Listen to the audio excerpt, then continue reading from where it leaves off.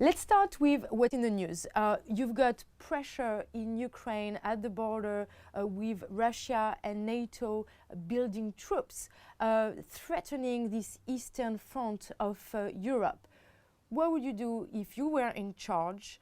And are you worried about possible sanctions on Russia?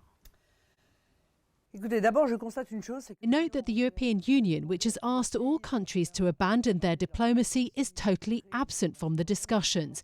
We were sidelined. We don't even have a folding chair in the discussions between the United States and Russia, even though France originated these discussions. This proves a loss of influence that I deplore. En réalité, créer les conditions d'un... Today, the United States absolutely wants to bring Ukraine into NATO, so we are creating the conditions for a conflict that has no reason to be. I don't believe in sanctions against Russia. They're counterproductive.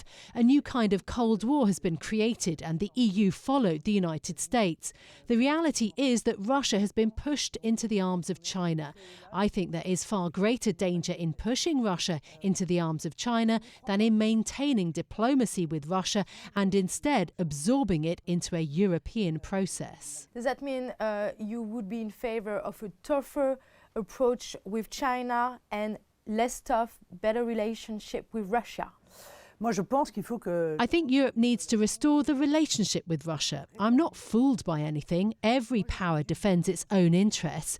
But I note that France, bogged down in a European Union that has no vision, does not defend its interests. We have to stay equidistant from all these powers.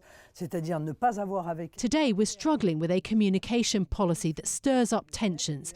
I think France must fulfil its role, as it has done historically, of de-escalating these conflicts. 5 years ago, when I met you, you told me I could call you Madame Frexit.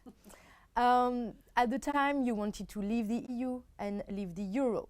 This is not your program anymore. What has changed for this election, and what is your vision of a healthy relationship with the EU?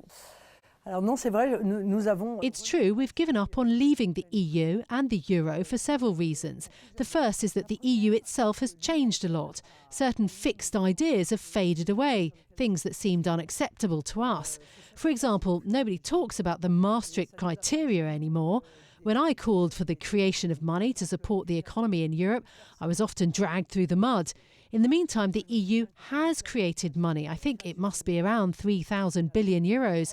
So you can see that there have been changes. Je me suis convaincu... I convinced myself that the EU could be changed from within. For that, I needed allies. I worked hard to find them. That's why I went to Poland and Hungary. So we are not obliged to break the machine. We must completely reorientate it so that this technocratic European Union with a supranational vocation becomes a free and sovereign Europe of nations, a Europe of cooperation of nations that could retain the ability to defend its interests but also to decide. That is to say, sovereignty. You recently justified the fact that you don't want to leave the euro anymore with the accommodative policy of the ECB, including the recent quantitative easing. What if tomorrow there is no quantitative easing anymore and the ECB has to raise rates?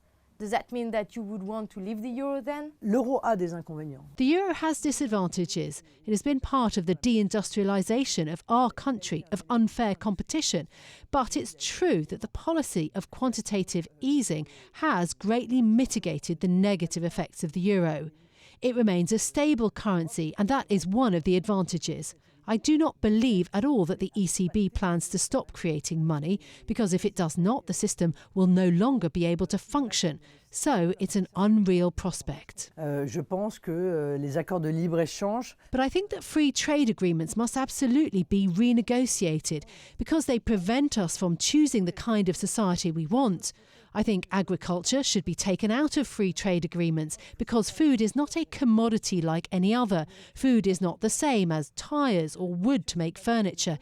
It is essential for our food security and sovereignty. One of your proposals is to eliminate welfare for foreigners. That would be against EU law. Is that compatible to stay in the EU but to do some national reforms that are against EU law? L'Union européenne, si vous voulez. Je pense que l'Union. I think that the EU cannot impose policies which are toxic for people's future, their budget, their identity. So my idea is to have a referendum on a law indicating that international texts that are contrary to the French constitution cannot be applied in French domestic law. And I'm going to constitutionalise part of the rights of foreigners, so that the French can themselves decide in their country how and on what criteria they can welcome foreigners. L'Union européenne aujourd'hui. From today, it's stop to the European Union, long live the European Alliance of Nations. You've got a new candidate competing with you for the national vote, Éric Zemmour, a far right-wing pundit. He's at around 12% in the polls. You're a little bit higher, but still he is taking some of your votes and means you could possibly be eliminated in the first round. Why do you think you're a better candidate than Éric Zemmour?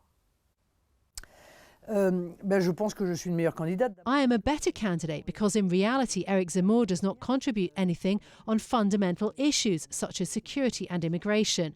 There is no added value compared to my project, which is much more structured. The referendum on immigration, for example, is already fully drafted with magistrates and advisers. He brings nothing more except, maybe, brutality. I think that, on a subject as important as immigration, you have to be firm, clear, warn of what you're going to do, but you don't need to add brutality to it. We don't need to attack people. Immigration is an economic process which has cultural, budgetary, social and financial consequences, but attacking people is something that I think is questionable. And on economic subjects, he brings nothing compared to the very liberal vision of Emmanuel Macron. Donc la seule chose qu'il peut faire, c'est faire perdre. The only thing Zemmour can do is to make the national vote lose. It's a paradox, but that's what could happen.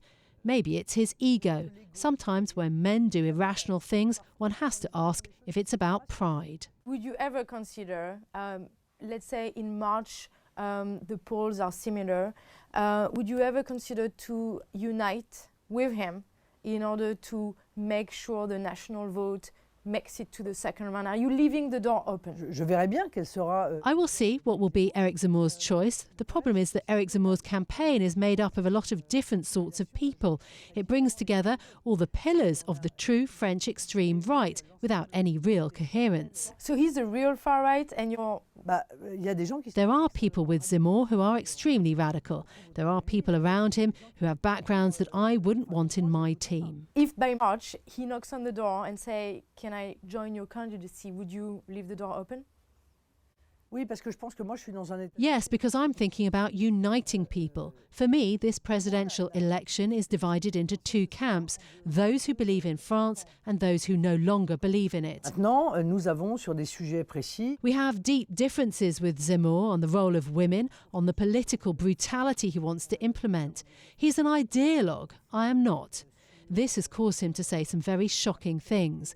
I disagree with him on his desire to remove children with disabilities from school. There are things on which we are deeply divided. But in a presidential election, the principle is to try to unite. It's a bit like when there's a house fire. You don't discuss the colour of the curtains or the furniture. The loss of French sovereignty is the house fire. If you make it to the second round, who is your favorite opponent? Is it Emmanuel Macron or Valérie Pécresse? Ce sont les mêmes. Ce sont exactement les mêmes. They are exactly the same. Valérie Pécresse had been considered at some point to become Macron's prime minister. She could have been without difficulty.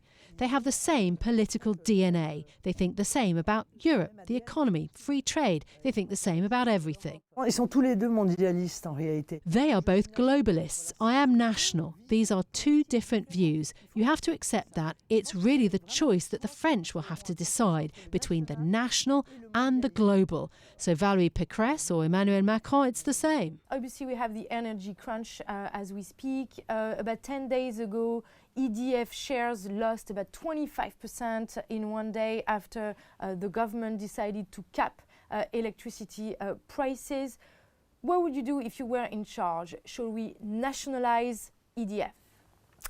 Oui, enfin, elle l'est déjà presque. Hein. We have to get out of the European energy market. It's a fool's market. France has invested heavily in nuclear power and must continue to do so. But with the European Union, EDF is obliged to sell a quarter of its production at cost price to its own competitors, who then resell it to the French at a margin. This is madness. Les éoliennes, ça nous coûte une fortune. Wind turbines cost us a fortune. We subsidise them all the time. It's hell. It's a real political, economic, energy and heritage scam. So it will be necessary to start dismantling the site and that new nuclear power plants be built.